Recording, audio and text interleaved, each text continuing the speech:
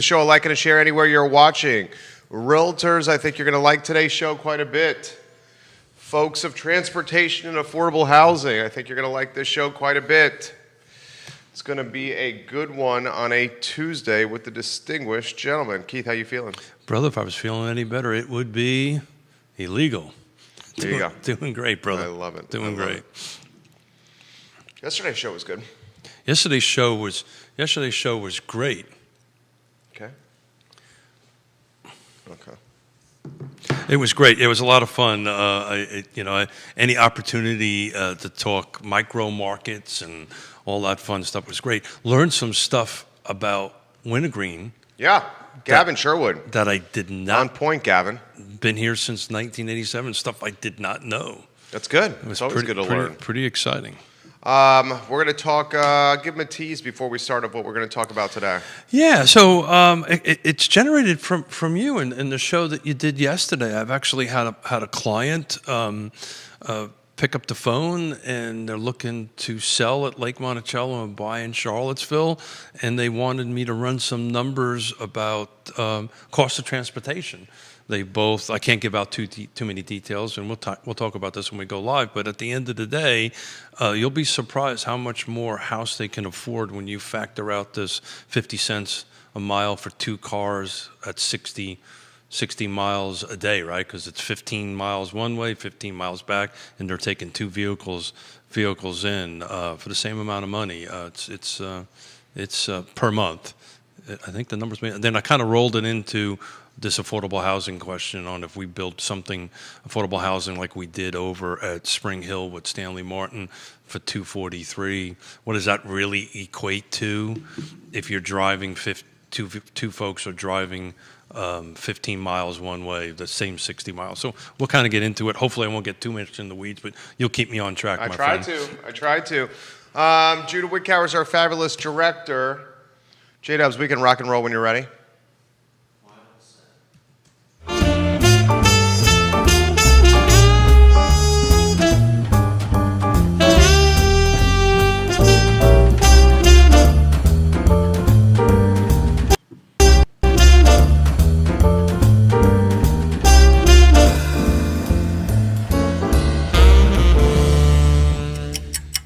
Good Tuesday morning, guys. Jerry Miller, and welcome to Real Talk. Thank you kindly for joining us. We are live in Charlottesville, across the Commonwealth, the country, and the world on the I Love Seaville Network. Real Talk, an insider's guide to real estate life and the pursuit of happiness, guys. We're presented by Yes Realty Partners. Yes Realty Partners, a trusted name in the game, a brand and a business locally owned that will help you navigate the buying and selling process in this competitive real estate market. Yes, Realty Partners. Today's show, a good one. Transportation on the mind. We will assess, we will analyze and extrapolate the cost of transportation in Central Virginia and how it impacts affordable housing and how it impacts decision making when it comes to buying and selling a home, guys, here in our region. Judah Wickower is our director. Why don't we go to the studio camera? Judah, and let's welcome the distinguished gentleman to the program, Keith Smith. ¿Qué pasa? ¿Qué pasa, amigo? How are you? And our premier sponsor is Interstate Service Company. Yeah. A home's best friend. That's right. Well said, Keith Smith. Yeah, I've been studying that all night long. Interstate Service Company, a home's best friend. But if you're listening, please dig into Facebook later on. All our sponsors are awesome. Please support them, and they give us the ability to be together 3 times a week now. That's right. So thank you for doing that. So today is transportation's on the mind. Today is transportation. Today was what I kind of wanted to do is kick it off, see what the feed comes in, just like we normally do on Tuesdays now, and see where the conversation goes. But as a direct result from your show yesterday and the conversation you had about the Thomas Jefferson Planning District Commission's infographic it sent out that the... Nick, thank you for putting that together. Nick's a rock star. Yeah, tell me about Nick. Nick is just a rock star. To pivot a little bit. Yeah. Everybody over at the commission, if you don't have an opportunity, Planning District Commission, Google it, get on the website, take a look at the awesome stuff that they're doing. I'm a little partial to it. I'm the treasurer for the commission, but I also chair the Regional Housing Partnership, which was the body that was primarily driving these two reports that have recently come out on that. But what I wanted to do is kind of follow up on a conversation I had, and I have to navigate this a little delicately because Sure. I can't give too many details out. But I had a phone call yesterday afternoon from a client who watched the show. Husband and wife both work at UVA, one at the university, one at the hospital, and they live currently at Lake Monticello. Okay. And they wanted to. They drive two vehicles into town.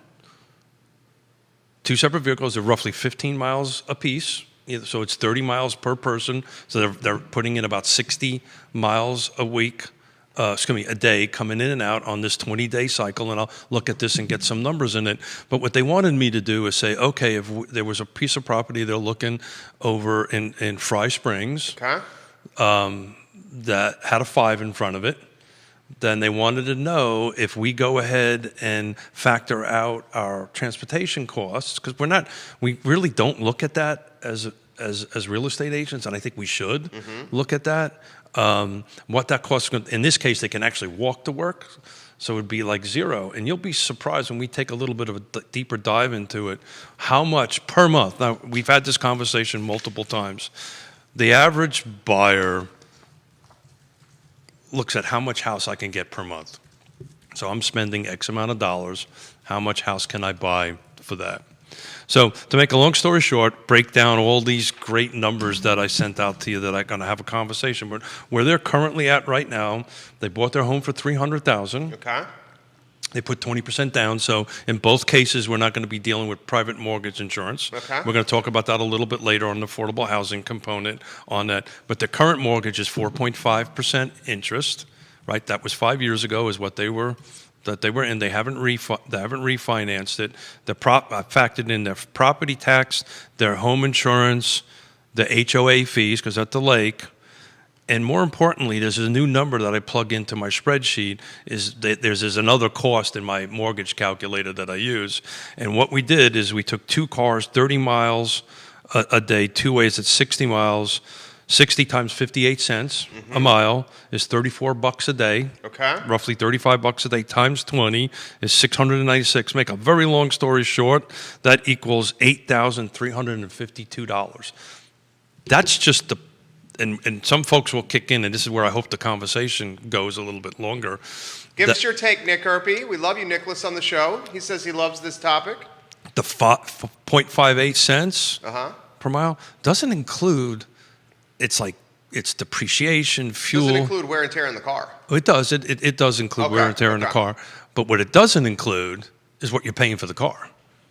There you go. Right? That's quite the cost. That's quite the cost. So in this example, side-by-side example I'm trying to do, and the Erpies are going to probably correct me when I get some of the analysis a little bit sideways on it, but I was trying to do is break it down into as simplistic as I could, right? So if we're saying that we're doing $8,000, so when you run that into your mortgage calculator, they're paying roughly $2,300 a month.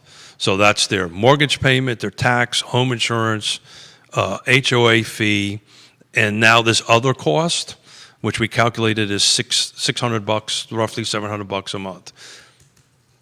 Now, what I did is I ran that analysis based same formula, same et cetera, that if you just take 10 miles a day, right, two cars, 10 miles a day, you're still paying for the cars, just doing all that stuff, and I won't go through the numbers, but that 300 jumps up to $500,000. Now that's at today's interest rates of 3%. It's roughly $2,300. Okay.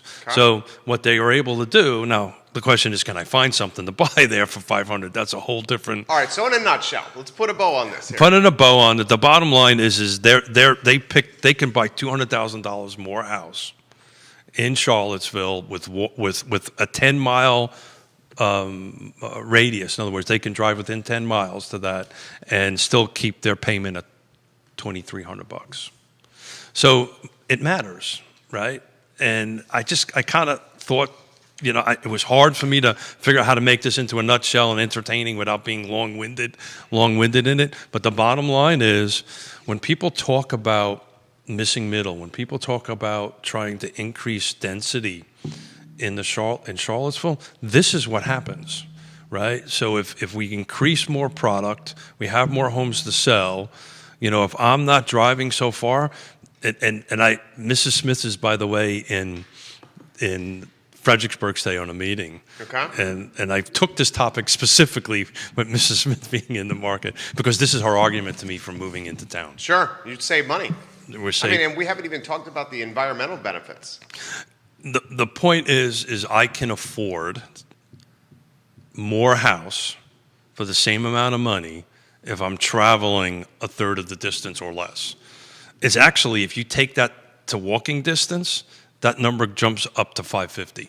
So in other words, if I'm not doing any driving for work, I'm taking a bike or I'm walking into it. So there's a direct relationship to that. So again, that's kind of high level. I just wanted to kick off with that because you did a great job yesterday on tackling that. And usually that's kind of what we've been doing on Tuesdays, to throw a topic out there, see what kind of feedback we get. Quentin Beckham says, good morning. Good morning, Quentin. You're absolutely right. Daniel Pettit, Mustache Dan Pettit, says, let's not forget the value of time. I emphasize that, the opportunity cost of your time spent in a vehicle going to and from the epicenter of employment. Let's say you're going 45 minutes a day. Let's say, for the sake of math, let's say your commute is 30 minutes one way, an hour round trip. That's 5 hours a day. Okay, 5 hours a week, excuse me. 30 minutes one way, an hour round trip to work. That's 5 hours a week you're commuting to work. Let's say you work 50 weeks a year, you get 2 off for vacation. So 5 times 50, got the old calculator handy, that's 250 hours a year in transportation in your car going to and from the epicenter of employment, Charlottesville. 250 hours a year in a car going to work, divided by 40, that is 6.25 work weeks. 6.25 work weeks you're spending in a car, as opposed to climbing the vertical career path of employment. If the Earpies were sitting here, they would throw all that into our famous latte calculator, and actually in the money that we're talking about, what they're saving on that stuff to go into it. But I'll play a bit of devil's advocate on that. Sure. So I live outside of town, so it takes me 25 minutes plus. Call 30. Let's call it 30 minutes and do 6 40-hour work weeks you're spent in the truck. But I'm going to play devil's advocate. Please. I love that time because it's me time. I get to think. Yeah, you can decompress. I think on the way in, I thought about what we're going to talk about today. This is a half an hour I spent on that. I also made 7 phone calls on the way in. So I'm using that as a thing. But this is not typical. But you're 100% right. It's a loss of time, which this doesn't calculate. It doesn't calculate the cost of the vehicle. It doesn't calculate lost time. It doesn't calculate, oh, by the way, you're living, I'll tell a true example. When Yona and I moved to Lake Monticello in 1987, I had to come to Charlottesville to buy milk. Right. So you're talking not only commuting to work, you're talking errands then. So now that's changed a little bit. That's changed a lot because now I'm within a mile from that. But my point is if we're... And you got El Mariachi, fantastic Mexican restaurant. There you go. There you go. We love you, Johnny Ornelas. But the point I was trying to get at, so we're just looking at to and from work. What if you got to go to the doctors? What if you have to go to, whatever it is? So those costs just multiply up on that. So, when we took a look at that 10-mile radius, that's in this urban ring we keep on talking about on that stuff. But what kind of really stirred this on, there was a comment made, and I can't recall who it was, on last Tuesday, that affordable housing shouldn't start with a 2. Oh, Andre Xavier. Yeah, Andre Xavier. Yeah, and I've been thinking about that for a whole week. And then you spurred me on yesterday, or got my juices flowing yesterday, talking about that and looking at it from a transportation cost. So if you take a look at the units that the Land Trust sold at Spring Hill, and again, just to just to break it all down into quick numbers, it's roughly 250,000. I calculated 3% down. With our program, there's no PMI, blah, blah, blah, blah, blah. I've recalculated all the numbers. To make a long story short, that's exactly the same cost of a $150,000 house that is just 30 minutes out. So you're spending roughly $1,500 a month. So I'm spending $1,500 a month for a brand new construction home. I'm calculating in my travel time to UVA, 5 miles. I did it on Google Maps. It's 5 miles from these units to UVA. So it's actually less than the numbers that I was calculating at 10 miles on that end of it. So that's how come you can afford a $250,000 house if you calculate into that, because their total monthly nut is the same amount if you calculate in the thing. Is that making any sense to you? Yeah, I think it's easy. It would be a little bit easier if we had a presentation tool of some kind for folks to understand. That's why we need to keep it a little broader strokes on a podcast. Yeah. I just did math. That's totally all I did today. So this is from Neil Williamson. This is a great comment. Neil, we love when you comment on the show, and I believe you're going to be here Friday. With Sean Tubbs.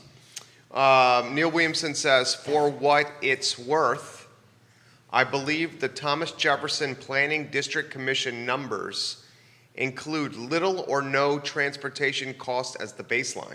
Yeah. This is not the case.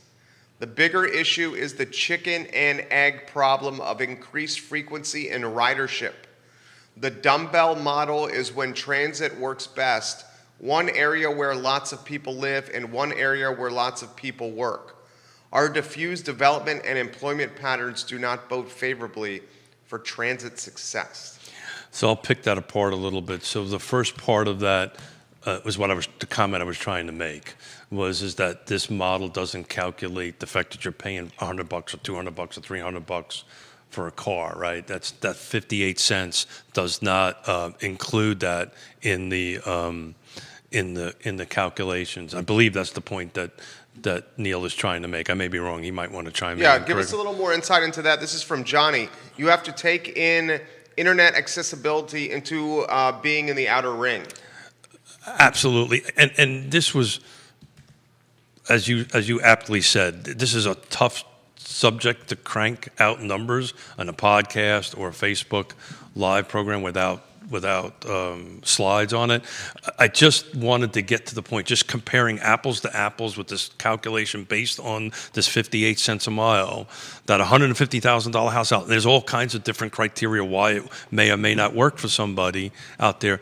Was you're able to buy a $250,000 house close into town. That's where that delta gets a little bit tighter. But Johnny's 100% right. You don't have internet, you're 100% right. Well, and you talk about being efficient and using the time in the car during your transportation commute to take phone calls, listen to Real Talk, a fantastic podcast I've heard about. But what happens if you're in an area where you don't have service? Yeah, well, I have an example of that. Yeah. When I drive There's a dead spot. There's not a dead spot, as you well know. There's 3 of them because you've been on the phone with me on it. Yeah. Absolutely, there's a dead spot in it. Look, I just wanted to break it down that all things being equal on what I was looking at here, that's where 150 can equal 250. You can pick up an extra $100,000 just from that portion of it. But you're 100% right. The transportation cost, the opportunity cost. If you're 30 minutes out, if you want to go to El Mariachi for dinner, you potentially are driving quite a distance to get their wonderful tacos and burritos. We love El Mariachi. You guys are doing a hell of a job. In fact, Johnny, I saw the job posting that you have. Yeah, I saw that too. On Facebook. Very generous salary range. If you're looking to get in the workforce, El Mariachi is hiring. There you go. Well, you're looking at Mrs. Smith wants me to get a job. Johnny, I might come on over there and help you with that. El Mariachi is hiring. So what do we do about this? We don't have... Neil puts this in a nutshell. President Free Enterprise Forum. We don't have the density of people to truly support a robust transportation infrastructure or system. That's what we talked about last Tuesday. So the chicken and egg, to use Neil's words, if we don't have the density of people, I mean, let's put it in perspective. I was in Brooklyn this past weekend, in Williamsburg. And Williamsburg is a tamer version of Manhattan. It was so family friendly, it was freaking amazing. There was Ubers everywhere. There were taxis everywhere. We had the subway if we wanted. We did all three of them over the course of a weekend. When I got back into Charlottesville after the long weekend in Brooklyn, there was one Uber that was able to pick me up from the train station.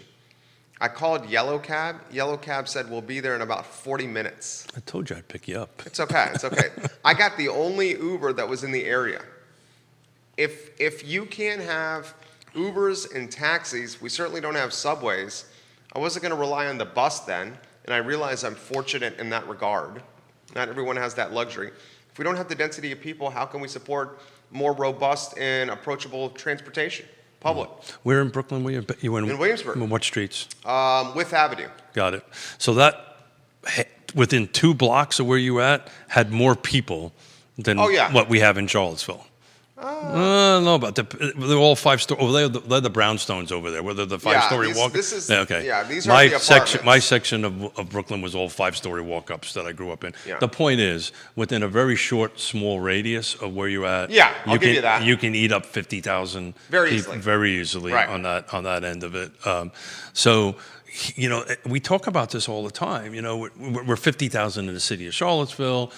We've never really got any decent numbers on how many people are in the urban ring. What's Central Virginia? Maybe 250 to 300? It's got to be about. So it depends on who you talk to, right? Okay.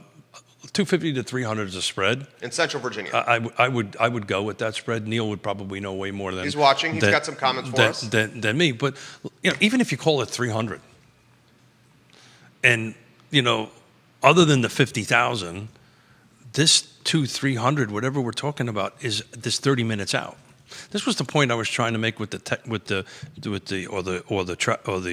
traffic engineers, and the VDOT guy was trying to make with me.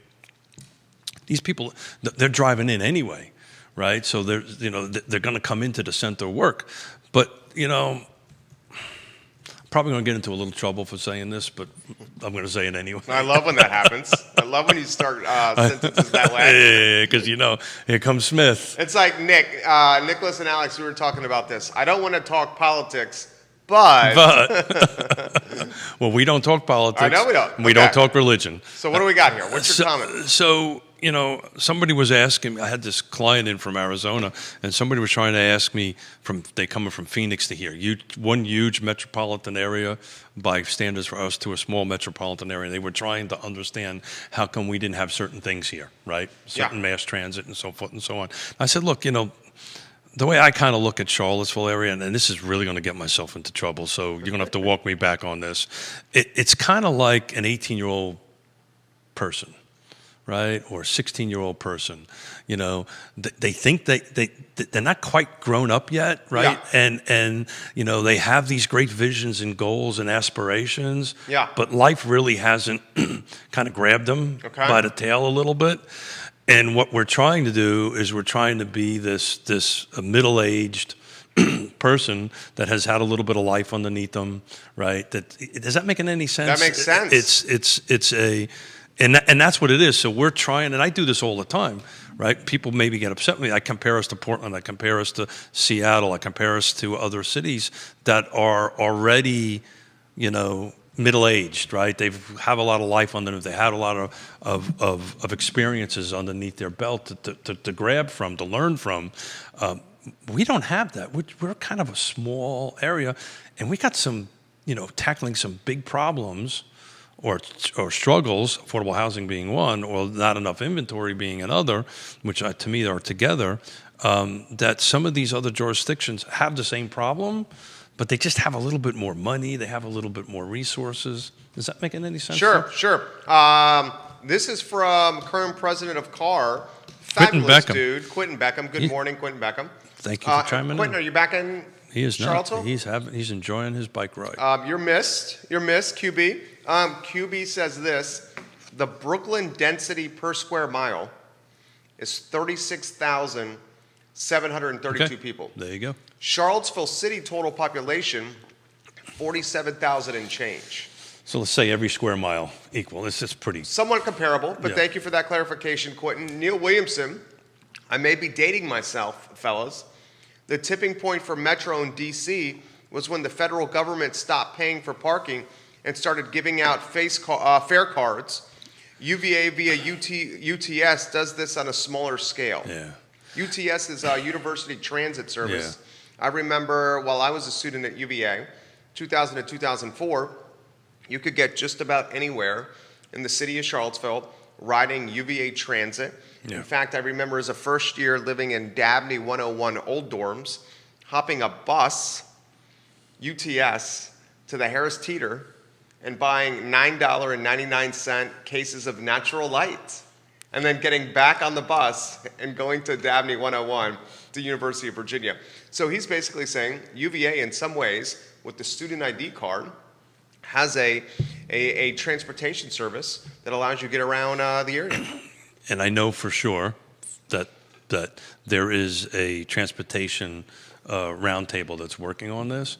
But the reality of it is, how many people actually use these services and how many people will use these services to get to and from work? And to go back to what Neil was saying, if everybody's out in the periphery, is everybody out to drive to disqualify or fly to qualify, you need, it's a business, right? You need to have a certain amount of fare, a certain amount of ridership in order to fund whatever they're going to create. And it's back to the comment about, with the Brooklyn, let's call it the same amount of people per square mile, right? If you take that number, 30, 40,000 people per square mile, and times it by 10, we're a lot, we're substantially higher than where we currently are at 50,000. And now that becomes, this is what we want Charlottesville to be and all that kind of great stuff. But Neil's point and Quentin's point and everybody's point and Matthew Gilligan's point about increasing density will help that.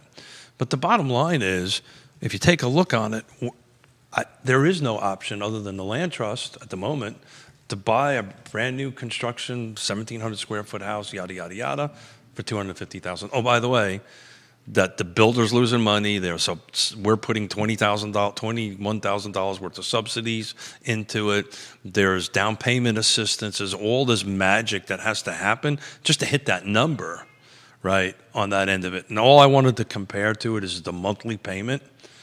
That it's doable, but there's so many pieces of the puzzle that have to come together to get there. So this is a legitimate statement. Neil, you'll appreciate this statement. Quentin, you'll appreciate this statement. Cindy Robertson from Loring Woodruff, I'll get to your comment. Paul McCarter, I will get to your comment as well. Is Paul Town? Oh, God, I should know that.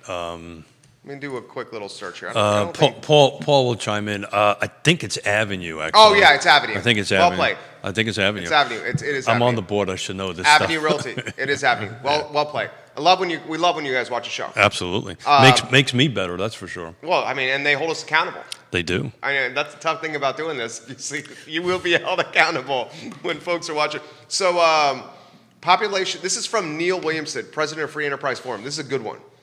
The population density of Albemarle County is 153 people per square mile. I'll repeat these stats again. Population density for Albemarle County, 153 people per square mile. City of Charlottesville, 4,819 people. 4,819 people per square mile. Fluvanna, 95 people per square mile. Greene County, 130 people per square mile. Louisa County, 74 people per square mile. And Nelson County, 32 people per square mile. Obviously, the densest portion of Central Virginia is the city of Charlottesville. And those numbers from President of Free Enterprise Forum, Neil Williamson, back those up. Yeah, but does he know, or can we determine how many people are in the urban, quote-unquote, urban ring? Because that's where the public transportation connection is going to happen between the 10 square mile of Charlottesville and this urban ring. Now, there are options, right? Jaunt does a great job. You can actually take a ride share from Lake Monticello into town. You can do that. You can do that in Crozet too. You can do it in Crozet. I think you can do that in Green. They call it the connector, which is freaking awesome. Yeah. You can do all that stuff. Do you know how much that costs? I do not know how much that costs. Okay.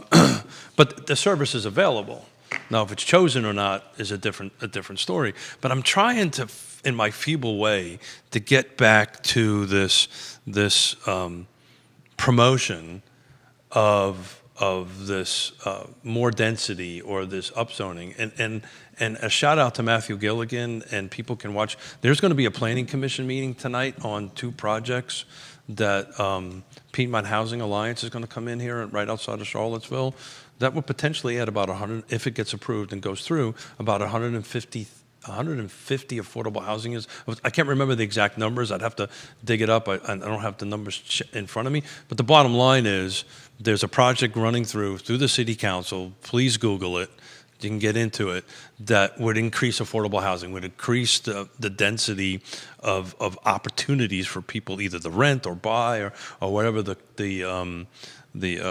development plan is. I haven't had a chance to dig into it. I'll do it this evening because I'm going to join the planning commission. I'm sure Neil will have some specifics in it as he chimes in. So Neil, you're going to like this comment.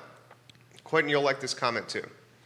If the upzoning of the city of Charlottesville becomes a reality, we will have a more densely populated city. That's safe to say, right? Mm-hmm. Right? Mm-hmm.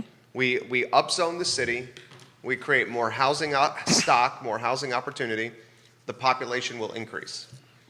If the population increases, a byproduct of increased population is potentially a stronger customer base or rider base to support more robust public transportation.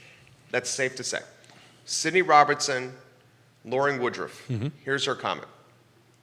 I've been saying that part of the affordable housing initiative should be working with surrounding areas for improved public transit. Buses are one of the most cost-effective ways to reduce transportation costs since the bulk of required infrastructure, roads, already exist. Paul McCarter of Avenue responds to Sydney. I've been saying this for a while also. It's not realistic to make Charlottesville property affordable. Need to make it easier to commute at a reasonable price. A hub and spoke model would work great for this situation. So I would encourage both these listeners or viewers to tie into the Thomas Jefferson Planning District Commission, particularly the Regional Housing Partnership.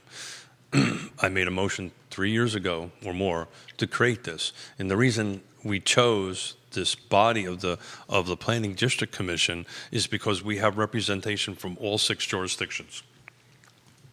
Louise is having this conversation about affordable housing and figuring out this spoke concept. There's this thing called the Regional Transit Authority. You guys can Google that. It runs under also the commission, and the term regional is very important because each one of the jurisdictions are there in their representation. And these conversations are actually happening. By the way, all open to the public. I happen to chair one of them. And I'm going to give a shout out to Sean and Neil. Other than Sean and Neil, few, if any, they are the only two public that join it. And we have we instituted a thing, called roundtable discussions. Please, all the meetings are should put those meetings on this set. I don't get to make that call, so. That's how you would raise the profile. Yeah. Well, I've suggested it, but that's unfortunately where my chairmanship stops. Understood. Sydney Robertson, this could be especially effective up on 29 in Greene County from Lake Monticello and Waynesboro. Not easy, but seems there are no easy solutions to the affordable housing crisis in Charlottesville. And Paul responds, there is also a stigma that people have about the surrounding counties. As an example, a lot of people don't realize how good the schools are in the surrounding counties because everyone thinks you have to be in Albemarle or Charlottesville City schools. So that school question is extremely easy to answer, all you got to do is Google it, be the source of the source, and you'll actually find the ratings for them. I'm not going to quote chapter and verse on them, and Paul can probably put something in his feed because I know he's a sharp guy and he knows where the place is to look at that. But we encourage clients, buyers or sellers, particularly buyers, take a look at this. We give them the website. I can't recite it off the top of my head, where they can go ahead and find out where the rating. And he's spot on. The surrounding schools. I mean, both my children went to Flavanna, so I can speak a little bit about that. Flavanna schools have come a long, long way, right? In my opinion, they have. Yeah. Yeah, absolutely. Quentin, thank you for the more updated info. And I have to confess, I'm surprised about the greater density of green. Though I sit and think about it, it makes perfect sense. Bill McKenzie, the roads in Charlottesville are in deplorable condition, and the narrowing of the Belmont Bridge will not help us. Daniel Pettit, Mustache Dan, we have done the survey on where a park and ride into Charlottesville from, say, Flavanna, Louisa Green would work. We have one in Flavanna. I helped set it up. Exactly. Mm-hmm. And then he asked this question. Does UVA have a list of who works at UVA and lives in certain jurisdictions? I don't know the answer to that. I would think they would, though. I happen to sit on... Oh, so you don't think UVA does? I would be surprised if they did. Employees in which jurisdictions they live in? I would be very surprised. I mean, they probably you would know. They probably have that information. I don't think anybody ever digested it. But I took a note on that because my next meeting I'm going to ask that question. This is from Jonathan. I'm going to mess up your last name. Let's call you Jonathan K. He says UVA before the pandemic had a bus that would drive into Buckingham and the Scottsville area to pick up employees and drive them to the University of Virginia. I know because I was on it. So some great solutions, great outside of thinking the box. I'm going to kind of pivot it a little bit. The other thing that has to happen, and I think it's happening slowly, our mindsets need to change, right? This whole independence, I need my own car. Oh, well, Neil, this is perfect for Neil. Quentin, I'll get to that. Paul and Sydney, I'm about to tag you into a conversation with the fabulous Quentin Beckham here in a matter of moments. This is from Neil. Did either of you ride transit into the studio today? Why or why not? That's exactly right. Well said. Well played, Neil Williamson. Yeah. So I did not. I did not either. Why I could not is where I particularly live in eastern Albemarle County. There is no public transportation. Well, even if there was, it has to hit our schedule. Yeah. I mean, the closest thing I could do would be get in my car, drive somewhere on Pantops, figure out where to park my car and get on the bus, and then I'd have to leave my car there all day and hope it's safe. So I have a hybrid to that. Okay. I take my truck in. Actually, if you showed you a picture of my truck, I got my bike on the back of it. Uh-huh. I walked from my office to here. Oh, that's a good hybrid. I have another meeting later on today. I'm going to take, it happens to be something I don't need to be in a suit. I've put a change of clothes with me. I'm going to get into my shorts and t-shirt and ride my bike. It's over at Belvedere. I need to go do something, so I'm going to get a couple of them. I'm going to get a little bit of workout in. I'm going to go visit a client that I haven't seen in a while. The health is not doing well. Spend some time with them. I'm going to ride a bike over there, say hi, and turn around and come back. But yeah, actually, it's funny. I asked my CPA the other day. I'm in the market to get an electric bike. So if I get an electric bike and park it at the office at Studio X, and are you asking, is it a write-off? There you go. And what did he say? He's working on it. He's going to let me know next week. Okay, so wait, hold on. So your concept is put the electric bike on the back of the truck. Oh, I'm actually going to keep it at the office. Oh, you would keep it at the office? Yeah, sure. And then, so I'll get one of the rads that Matthew Gilligan has. It's about, what, 2-3K? No, much less than that. You can get an entry level for $1,000. The one I'm looking at is $1,500. So you would drive your truck to Ix. Yes, Realty Partners located at Ix Park, Studio Ix. So Yona and I do a hybrid, right? We talk about our schedules. We see what's going on, right? So like today, Yona's in Fredericksburg on a meeting. I'm here. But yesterday, we took one vehicle in, right? Because I had meetings around the downtown. Yona had. So we just take the time to look at our schedule. Uh-huh. I had a showing at a certain period of time yesterday. So I had my truck. Yona stayed in the office. She had another showing. She took my truck and went out. So we work on this from a hybrid perspective on that end of it. But the reality is I live 15 miles away. I would love to see you do real estate showings on the rad electric bike. I'd do that. Oh, I have no doubt you would. I would do that. Yeah. Dun, dun, dun, dun, dun. Now, on the rad electric bike, you doing real estate showings. But the reason I'm looking at it is, as you well know, when I walk from the office to here at this weather, this is not sunny, this is not 75 degrees, zero humidity, Yeah. 365 days a year. And if you're on the rad electric bike, you're going to have to wear a helmet.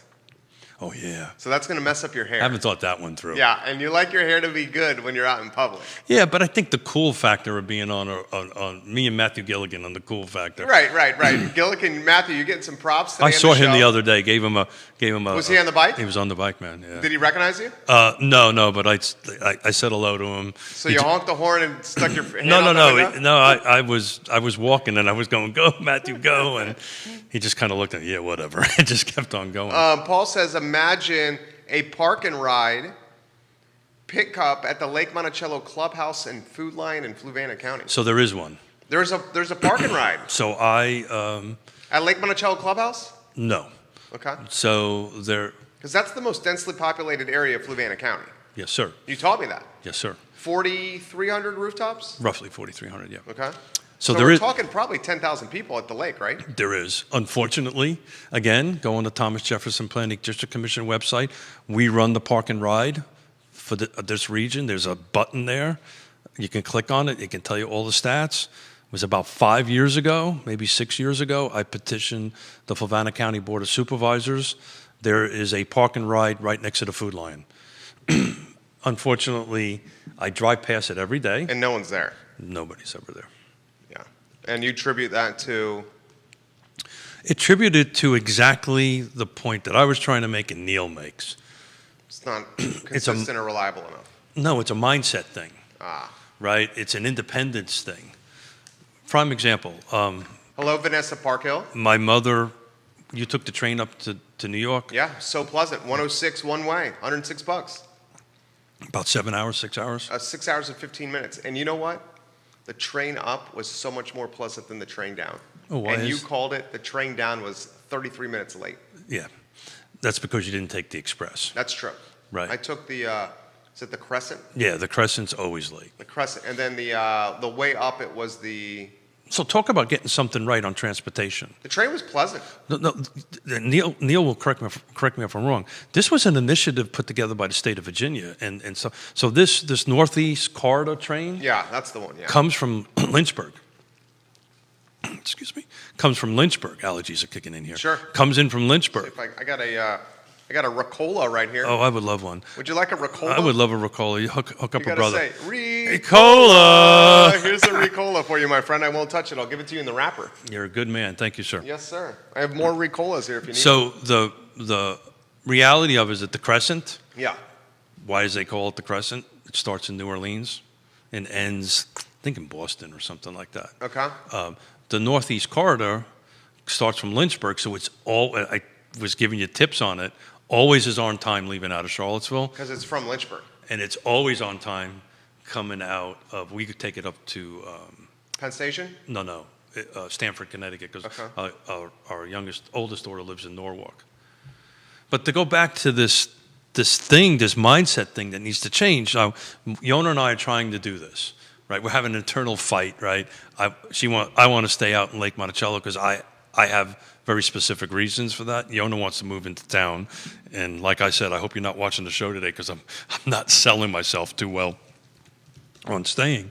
But my mother and father, God love them, they want to go up and visit my daughter. It's a beautiful train ride, as you well know. Reasonably priced. You have Wi-Fi the whole way up. Right. You can take a nap. You can go to the bar, have a drink, bring a Bodo's lunch. And Yeah, that was your idea. Yep. Your tip. Bring your own food. Bring your own food. It's like a little picnic on the way up to that. You get off at the train station, and my daughter picks you up and goes in. They will not do that. They will drive because, we need our independence.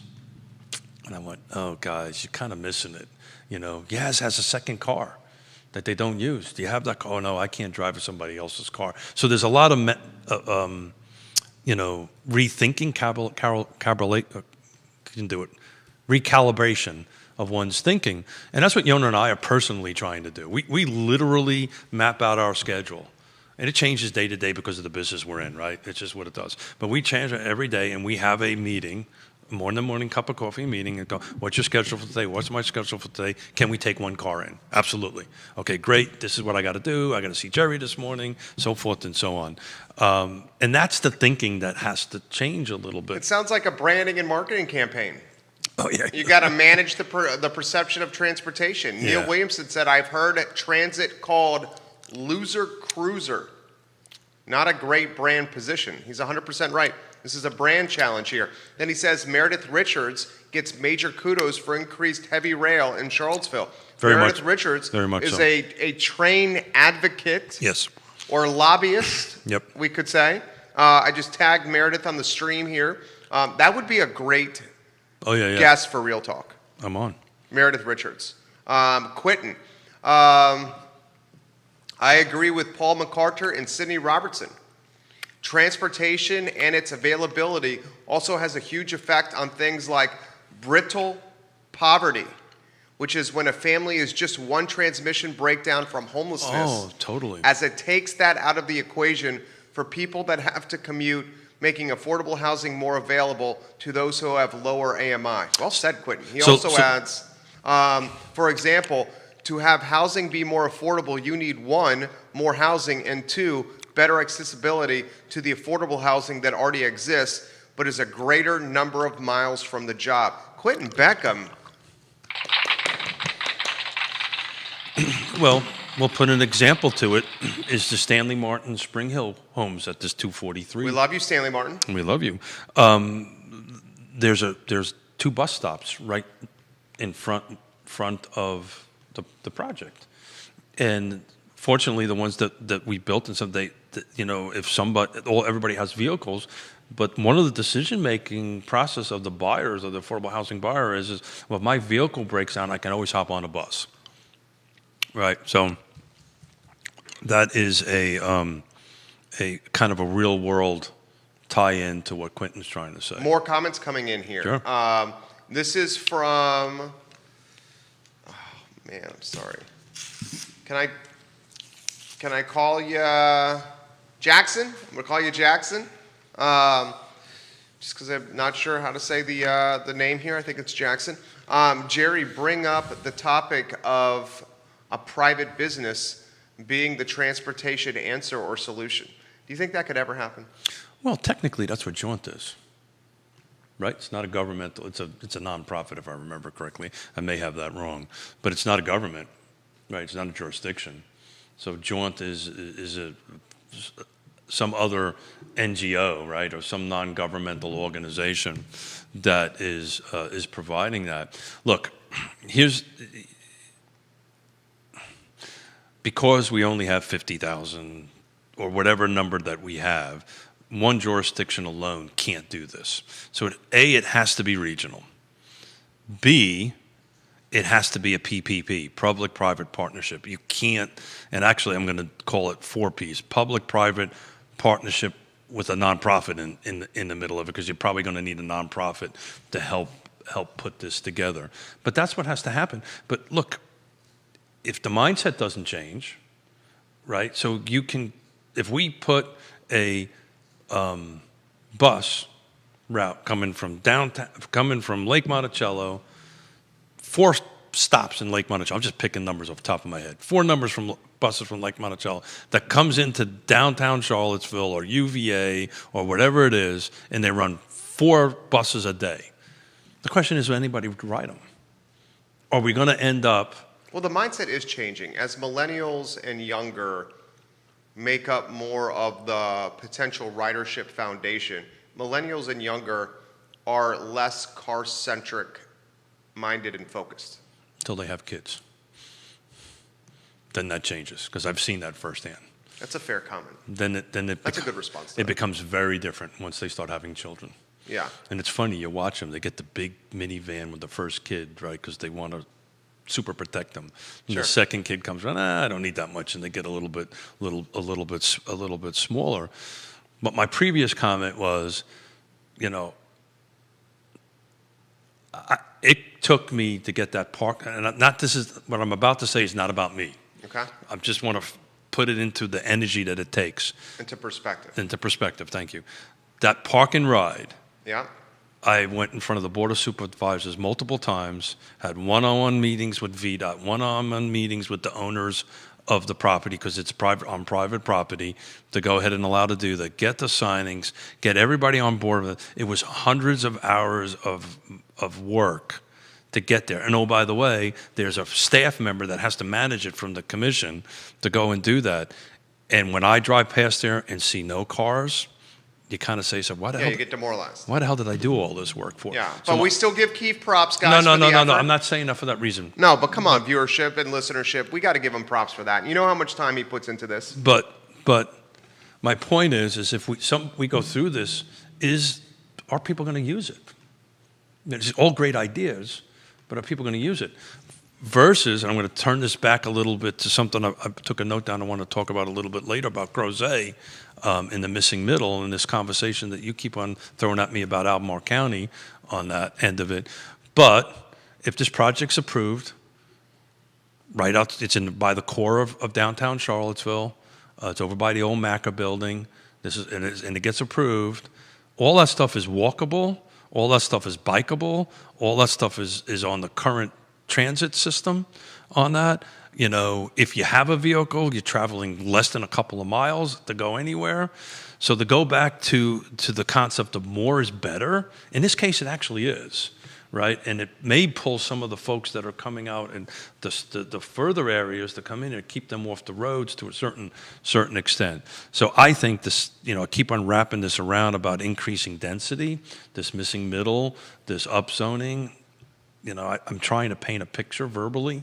I don't know if I'm doing a good job of it, but I'm trying to do that. Nick Erpy, I would love to hear Keith and Quentin's take on something more European, like a green intertrain, hop-on trolley, and electric mopeds, cut down on the cars and the independents, but only slightly. So what he's talking about, we talked about this on Tuesday, last Tuesday. In Paris, you can't go to certain sections of the city unless you have a sticker on your vehicle. Yeah, I love that idea. Yeah. But it's Paris, right? It's Brooklyn.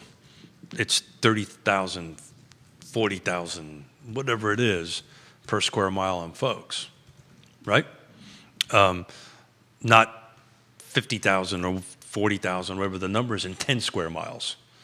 It's just, how does that work? Can you imagine if you wanted to come here that you couldn't come downtown unless you had how would the folks on the downtown mall, the business on downtown? They wouldn't go for that. Yeah, how would they react? Heck, the downtown mall, the Downtown Business Owners Association, which I'm a part of, I'd say is one of the bigger lobbying organizations in Charlottesville, was vehemently opposed to closing Heather Heyer Way to through traffic. Sure. And very much championed the creation of the new parking garage in the Guadalajara Lucky 7 location that has since been put on ice, at least for the time being.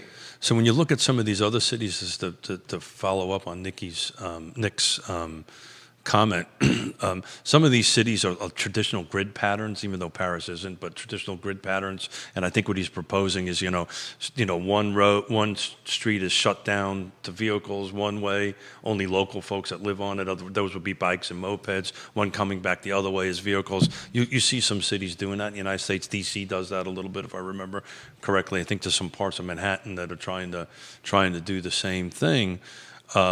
But look, all options are on the table here, but there's a reason why the term drive till you qualify came about. It's because there's no product available, there's no homes available at this point. What I was trying to architect, and I probably didn't do a good job of it this early in the beginning of the show, is this one buyer that I have. They financially can do this. They're in a very good position in their lives, but they're going to move out of one area and come into an area where they're going to walk to work. Now, they're empty nesters now, right? Their life situations are very different than other folks, but that's what they're going to do. And they're going to spend the same amount of money. Matter of fact, they want to do a 40-year mortgage, which... 40-year mortgage. Yeah, I know that'll make your head... I just find it crazy. Yeah. Mustache Dan Pettit, Roger Voisinay, we'll get to your comment here in a matter of moments. Roger's a rock star. A lot of agents watching. Daniel Pettit, I worked with a professor at James Madison University who never had a car and decided to move to Charlottesville. What I did was ride the transit buses for 1 week and learn all the bus stops and all the homes available off the bus stops.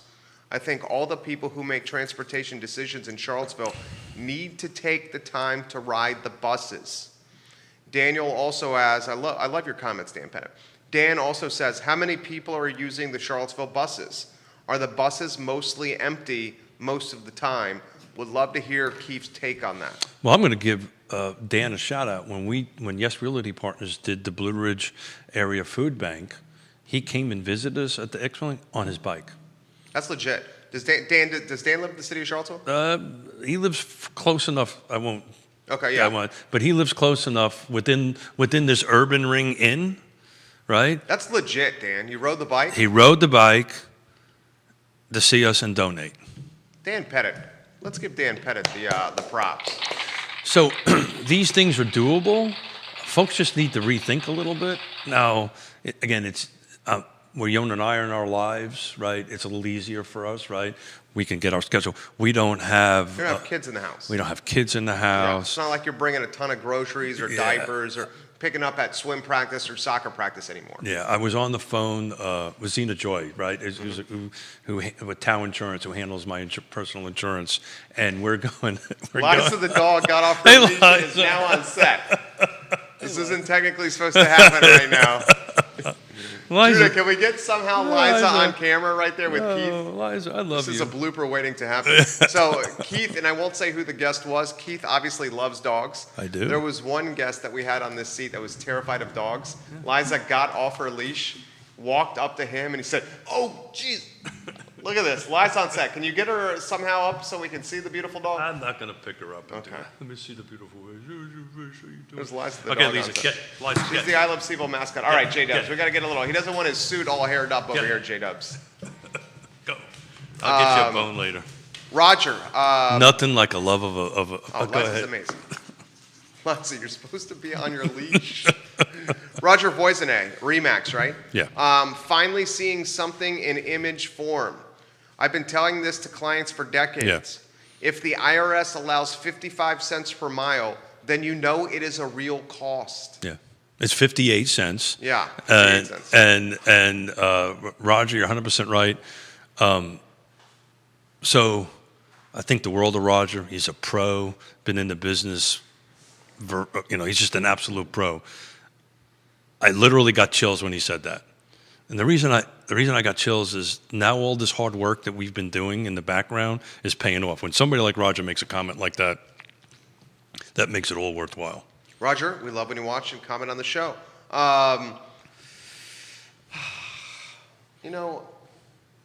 We got to throw this to you here. Is it UVA that's got to lead the charge? I enjoy every moment I spend with you. Same.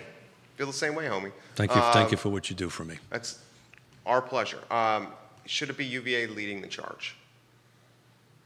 They have the money, they have the resources, and they're the largest employer in the region. You're trying to walk me into... I'm going to throw this to you. Yeah. Okay, so I'll phrase it a different way. Neil, this is for you.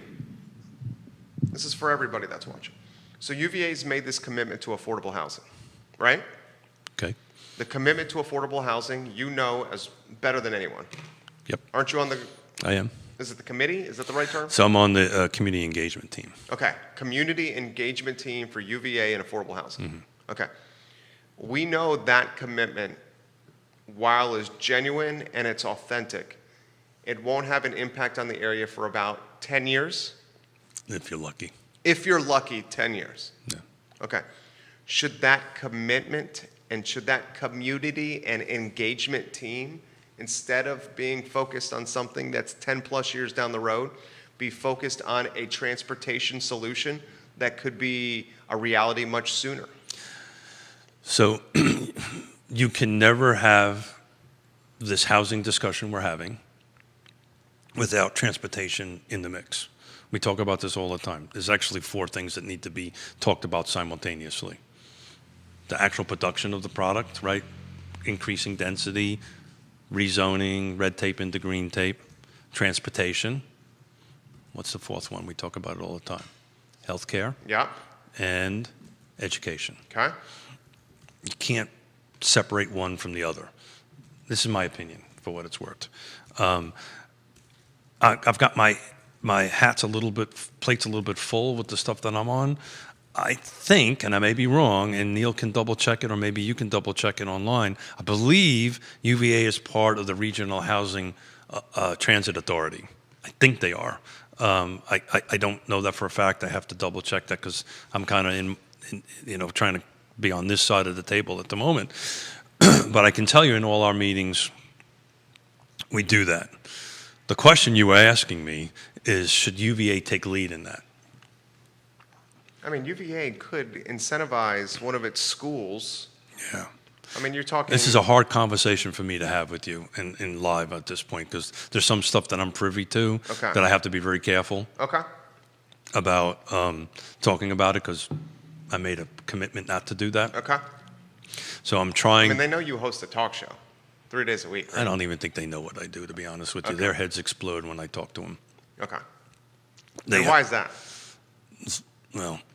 I don't want to put you in a tough spot. I apologize. No. I got it. Give me a little bit of moments. Let me see if I can figure out how I can wiggle this in without getting myself. Totally get it. I don't have a problem getting myself into trouble. We know that. This would be crossing the line, so I just need to be a little careful with that. Let's put it this way: I'm the only person on that team that's not an academic. Okay. Right. So if you can stitch that together in that beautiful little. Say it out loud, or little. Should I not? Because I've stitched it together. Yeah. So let's. So you're saying you're the business-focused individual. So technically, I'm there as the chairperson of the Regional Housing Partnership. Okay. So let's focus on that. Regional Housing Partnership is the 6 jurisdictions. I chair that. It's a governmental body. On all that stuff. That body has profit, nonprofit, government, UVA at the table, the people who we serve. Right. I'm officially there wearing that hat. But everybody else on that team is academias. They're from UVA. I'm with you. On a communication team. I've made the connection that on a communication team. I'm just saying. Okay. So it's been it's not a struggle, but there's certain things I'm constantly hitting in a meeting about how one should communicate with the public and how one should communicate with the general thing. And can you imagine a scenario where UVA uses its most precious commodity, which is its students, who can work for free and create a program or a curriculum to devise a transportation infrastructure system? That's happening. Okay. So we just wrapped up the report at the commission. There's interns from UVA, from the Batten School, in different areas. They come and do internships and help. And as anybody who's ever done an internship, you realize you don't get paid. That's kind of close to free as free as can get. Indentured servitude. Yeah, there's these poor folks. But it's called putting in your dues. Putting in dues, and actually just hired one that's that actually the poor guy is going to be in control of me. That's a challenge. Yeah, it's a bit of a challenge. You know that well. I'm trying to say something and figure out how I can do it without getting myself into too much trouble. So it's been my experience with UVA that they struggle with understanding why this is a concern of. That's the wrong word. I'm trying to figure out a way to do this. They honestly want to help.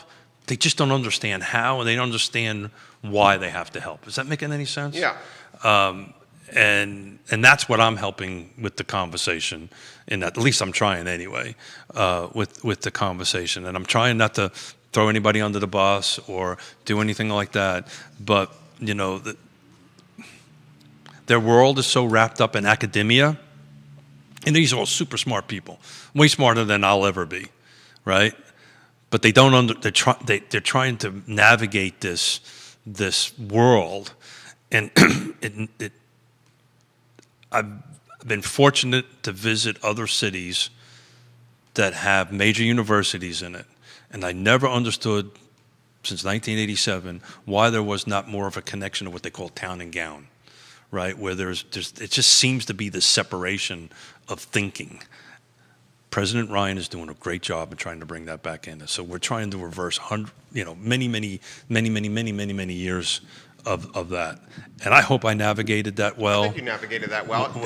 This question just came in. Dan, what percentage of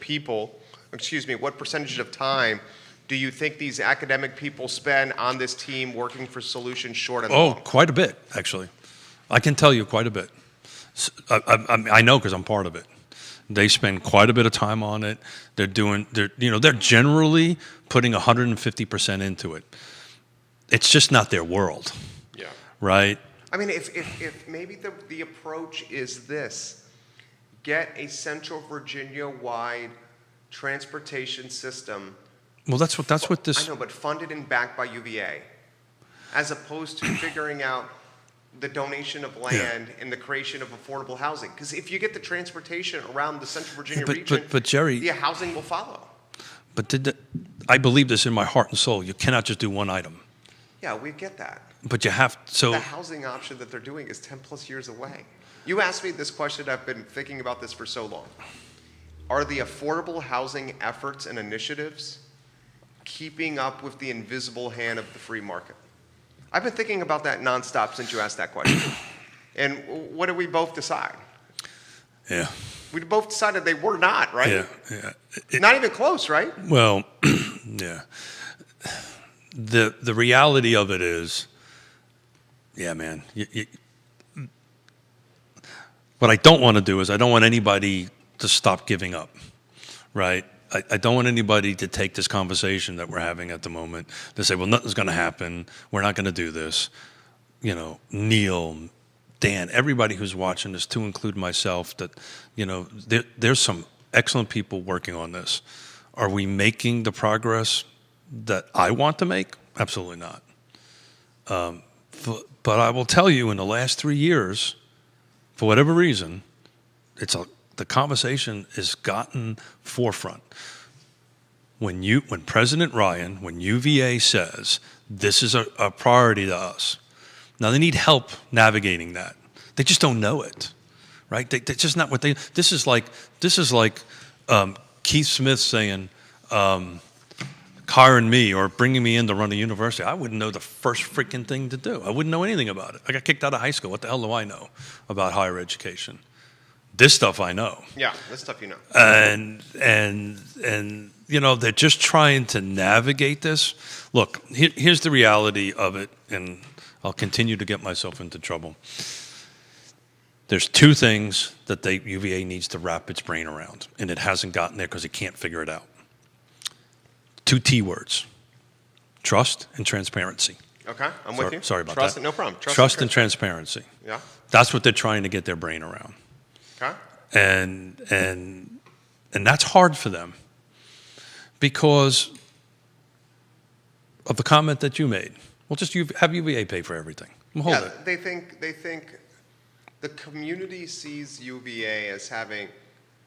I'm playing devil's advocate. I know you are. Pockets so deep that the money never runs dry. Yeah, sure. And to a certain extent, when you have an endowment of many billions of dollars, the perception is the University of Virginia. But the problem is that's almost like the Federal Reserve of Charlottesville. Yeah. That endowment money can't be applied to everything. It's earmarked for certain initiatives. Yeah. Is that what you were going to say? Yeah. A lot of people don't realize that. Yeah. It's not just a bank account. Yeah. Well, then you got the foundation, right? Which is a whole different other thing. You want to give them some insight into the foundation? It's just the foundation's a foundation. This would be like I Love Charlottesville sets up a foundation for real estate transactions. It's a separate thing. Most people don't know if a piece of property in a jurisdiction is owned by the foundation, it has to go through the normal rezoning process. If it's owned by that university, it does not. It does not. And if it has to go through the university, it's a state-owned entity. Right. Does it pay taxes if it's owned by the university? Yeah, that I don't have an answer to. But Neil, can you give us that? I believe if it's owned by the university, it does not. Is that right, Neil?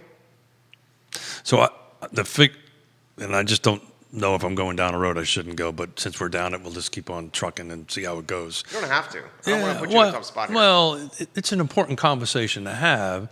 I just need to be very careful to navigate that I'm not saying anything that I wouldn't say in public, which, we're in public. Nice go, Smith. and on the record. On the record, yeah. Well, can't we delete this stuff? It lives on the internet in perpetuity forever. Oh, can't delete that stuff. So tread cautiously. You're my friend. Yeah. I had a conversation with somebody that's connected to the university, and we'll leave names out of it, and they were like struggling with understanding this. And I said, look, just imagine if you were Ford or whatever Fortune 500 company, and you were the driving engine for employment. I said, look, Keith Smith wouldn't be here if UVA wasn't here. You wouldn't be here if UVA wasn't here. That's very true. Judah wouldn't be here if UVA wasn't here. UVA is the heartbeat of the economic That's the city engine. of UVA. So speaking of which, I'm working on an economic development roundtable between Charlottesville and Albemarle. It's going to be a good show. Great. The two directors I got agreed. You got Roger and Chris. There you go. Excellent. So if Keith and Jerry created this company that was the heartbeat of the employment in this area, by the fact that we've created this entity and did this, I take responsibility for what happens outside. Yeah. You just can't work in it. And that was the conversation I had. I said, and they understand that and they agree to that. What the pushback I typically get is, well, we just can't write blank checks. And I get it. You can't. And my comment always is, I'm not asking you for one. I'm asking for you to participate. And that's it. And they really are. I will tell you, and again, I'm really in slippery slopes here, but they get it. I'm going to keep on pushing the rock uphill. I may have just got fired off of the committee today. But, to be honest with you. I don't think you got fired. No, to be honest with you, the truth hurts, and they need to hear the truth. And I will tell you, because you can see everybody's faces when I raised my digital hand, and I started off, okay, guys, I'm going to get on my soapbox. And you can see everybody's face goes, oh, no. But they want to help. They just don't know how. Bill McChenzie, with the switch, here's Bill's comment. Bill, you make good comments on this show. Thank you for keeping me out of complete hot water. I figured we should change change where we're going here. You're my friend. Bill says this. With the switch from petrol to hybrid and electric, people will still want to use private vehicles instead of public transportation infrastructure. That's a good comment from Bill. So great comment, Bill. When I was putting these numbers together at 0 Dark 30 this morning, I literally was thinking that. And we've had this conversation before. I was thinking about, because Yona and I are in the market to get at least one EV. I'm going to probably do it next year. In our morning cup of coffee conversation, I said, well, honey, if I get an EV and you have your Subaru, are we going to keep this one car commitment that we made to go into town? And the answer was yes, but I'm not so sure if we have a conversation a year and a half from now, we aren't taking two vehicles again. So it's not changing the impact on the road. That's what Bill's point is. Yeah, it's going to be huge. And it's coming. Every manufacturer's in it. So do we think in crystal ball that electric vehicles will cannibalize public transportation? Meaning you can drive further with less money out of pocket in an electric vehicle. You can buy a Bolt right now for the same price you can buy an entry-level car. So you can buy, that's Chevy. Yeah, Chevy Bolt or Volt? B.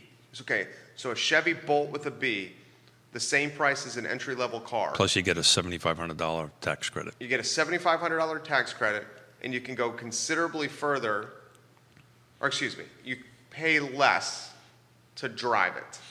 Yeah, you pay considerably less to drive. Considerably less. Oh no! By the way, the wear and tear is less. There's less, right? Better for the environment. Better for the So environment. does the electric vehicle popularity, and it's still less than 10% market share of America's electric vehicles. Shocking number, less than 10%. But as electric vehicles become more ubiquitous, will it cannibalize the need for public transportation? In areas like Charlottesville, it's certainly not going to in like a city like New York, but an area like Charlottesville with urban sprawl. Yeah. So this whole conversation we're having about, park and rides. So hold it. the market just added a new piece of candy into the thing, right? Where now, I'll hold it. I'm going to buy a $30,000 car or a $25,000 car or whatever it is a couple of years down the road for it on this kind of great stuff, and I'm getting 250 miles per charge. We just proved the numbers. I'm not doing that much on top of that stuff. I'm good on all of a sudden I feel good because I'm good on the environment, right? But all of a sudden now, Keith and Yona are going to be taking 2 vehicles in again. And I don't have the 8,000, I might have 6,000, right? Because there's some wear and tear and, so forth and so on. This is a good comment from Spencer Sherling. Spencer Sherling says, you guys have watched the entire show. It's been a good one, another good one. Thank you. Spencer says, you've gone the entire show without discussing the impact of COVID and the Delta variant has had on public transportation. Who really wants to get on public transportation right now with this Delta being so contagious? Absolutely. Well said, Spencer. Yeah, we have gone the whole show without talking about how COVID and Delta will impact public transportation. Spot on. Thank you very much, sir. Yeah, it will. That comment, along with Bill's comment, and I never really thought through the electric vehicle EV impact. We talked about this quite extensively about the Waynesboro market. That what happens in the Waynesboro market, at least from my experience from '87, and we've got 2 experts coming in 2 weeks from now on the Monday morning market monitor. Monday market monitor. Thank you, sir. When gas starts climbing up to $4 a gallon, which it's kind of getting there. Yeah, it's like, was it $3.10? Depending on where you fill up, $3.09. Let's call it $3 for right now. As that starts climbing up, this whole 6,000, this whole 8,000, all this money from folks driving further away than 15 minutes on the other side of the mountain, right? 15 miles, on the other side of the mountain. Now all of a sudden I have an EV that can get me back and forth. I plug it into my house. I'm paying, not too much money for my electricity to charge it and all that stuff. And if you're really sharp, and like, Mrs. Smith wants me to do, is we put electrical solar panels on the roof. It's even less to charge it. But it's an interesting thought. Man, I think this whole conversation with the EVs might impact us quite substantially. Quentin Beckham makes very good comments here. Quentin, I'm going to get to yours comments He's here in a matter of moments. He's an EV driver. That's what he's talking about. He's talking about firsthand experience. Really good comments coming in from Quentin. In a matter of moments, we'll get to him. Bill McChenzie, petrol taxes pay for roads. How will electric vehicles contribute to that? Spencer adds, electric vehicles are absolutely going to cannibalize public transportation. As the cost of electric vehicles become more tangible, folks will not ride public transportation, especially with Delta being so present. Yeah. Quentin Beckham, here we're going to get to Quentin's here. This EV thing is a huge component to it. Totally agree with all of this. I think there are definitely moments of shift that can make the economics challenging. The law of unintended consequences is a real thing. All of the paths forward will have some effects that are unexpected. Some for those will be good and most will not, but the transition may still be needed. Quinn says, I have an electric versus a hybrid for over 2 years now. I just finished a road trip to Burlington. Is that Vermont? Mm-hmm. To Burlington, Vermont and back. And it was very doable and a comfortable trip. I think there are some commercial partnerships that are making that more of a reality for electric vehicles. Sheetz has many EV chargers along the interstates now. Walmart has also partnered with Electrify America. Yeah. Hopefully our local travel also embraces this. I haven't had to stop for gasoline in over 2 years. I love it. I got what works out of 78 miles per gallon when you relate what I paid for in electricity to the price of gas at Kroger here in town. So how much was that gallon per mile? How many miles per gallon? 78 miles per gallon. Yeah. I've heard different calculations where that was well over 100, certain vehicles. Look, but the question was, will that impact public transport? And I got to tell you, I think it will. Yeah, definitely. The more I think about it, I think that's going to be more impactful in the law of the law that Quinton was talking about. I can't get it out there today. How this will affect it, I think it's going to be huge. Actually. Law of unintended consequences. Thank you for doing that. It's going to be. Thank you for keeping my words in order today. It's going to be quite a mindset shift. Well, but Keith and Yona are thinking the same thing. Yeah. Right. We're the EVs aren't going to get less market share. They're going to get more market share. We know that. And if electric vehicles get more market share, and the price is easier or approachable or less, more people are going to buy them. More people are going to drive them. So this goes back to the conversation I had with the traffic engineer and the VDOT. So now, let's say EVs, 3 or 4 years from now, EVs are 25% or whatever the heck the number is. This fact that folks are driving 30 minutes out in versus over here at Spring Hill Village, where there are only 5 miles in it, they're still going to be on the roads. I never really thought about this, and that's what I love about this show. I never really thought about the impact of EV on public transport. Quentin says Rivian is a new electric vehicle-only car maker. Yep. It's making vans that are all electric for Amazon. Yep. The market is going to force this over time, whether we support it in government or not. Yep. That's a good comment there. That's a good comment. But, of course, we'll see buses going all electric. We'll see that, which will be all great for the environment, right? But the conversation we've been having today is, affordable housing and the cost on on traveling to do that. I do want to make a pivot. If we got time to do that. Yeah, we do. You've asked me a question more than once. Would Albemarle County kind of keep up with Charlottesville and its missing middle and its upzoning? Did you follow what they? Yeah, Crozet. With Crozet. You want to give them a recap? I'll let you do that. I'm trying to clear my throat here. Sure. Well, the missing middle housing, in a nutshell, very well could be coming to Crozet.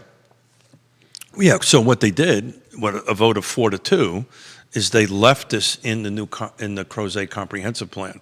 So it hasn't been a fully vetted and gone through it, but there was a first step action that this is as close to getting the missing middle to happen than Charlottesville is at the moment, right? They left a block in this master plan that allows this upzoning or this missing middle. And now it has a bunch of process to go through yet before it becomes actual completed comprehensive plan, then has to go through the zoning process and so forth and so on.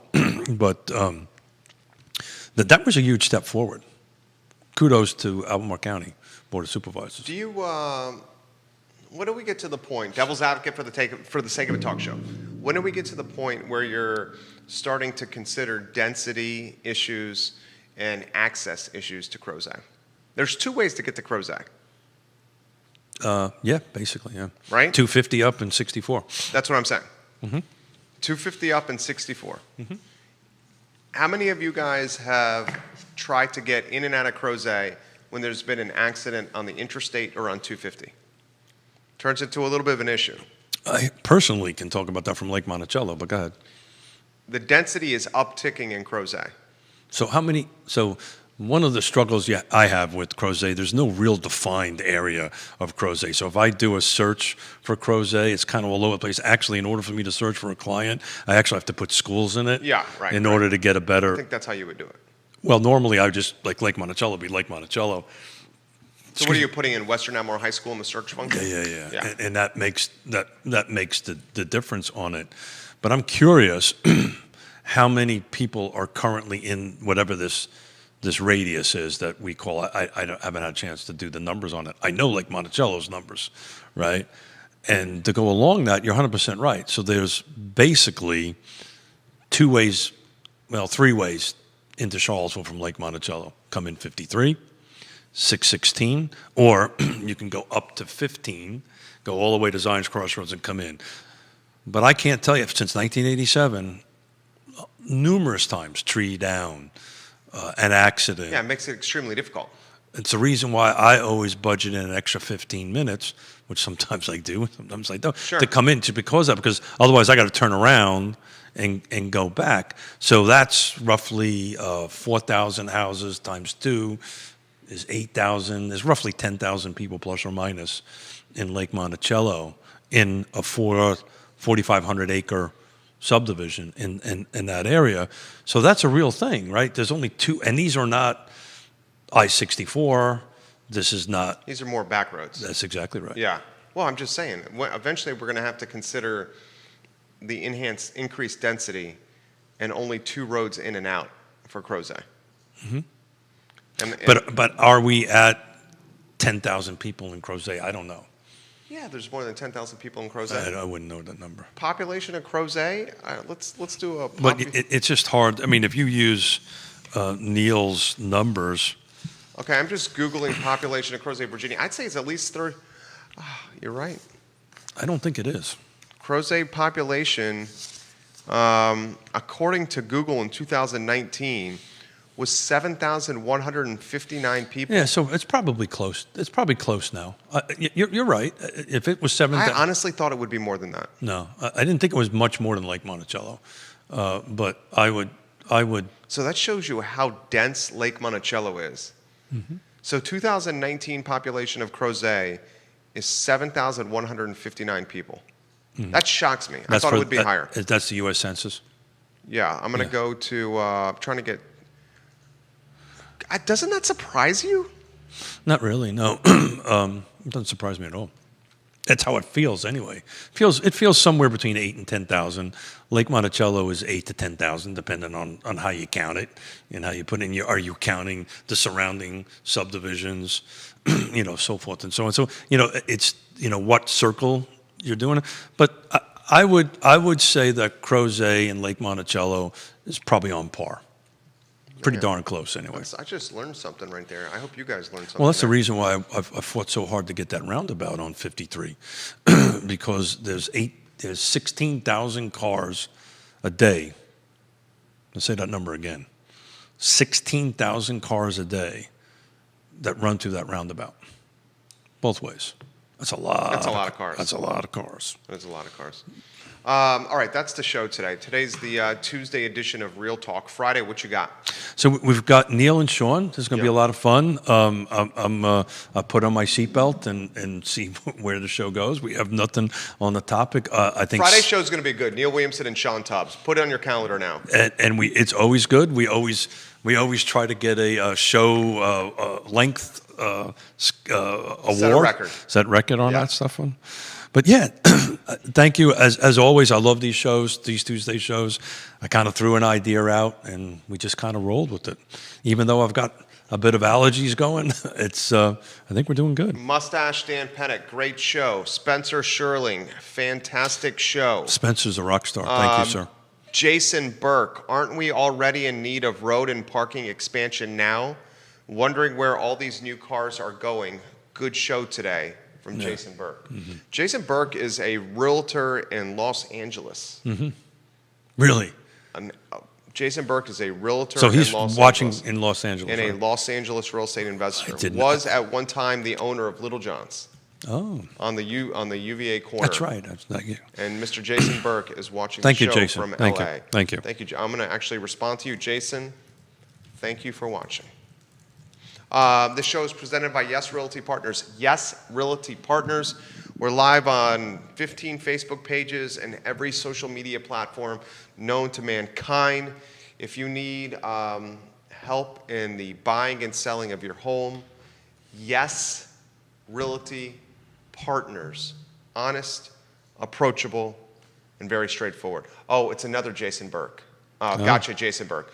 There's another Jason Burke in the area that's from Charlottesville to LA as a realtor. This is a different Jason Burke. Sorry about that, Jason Burke. Got you confused with the other one from the area that's now in LA. Just got a notice.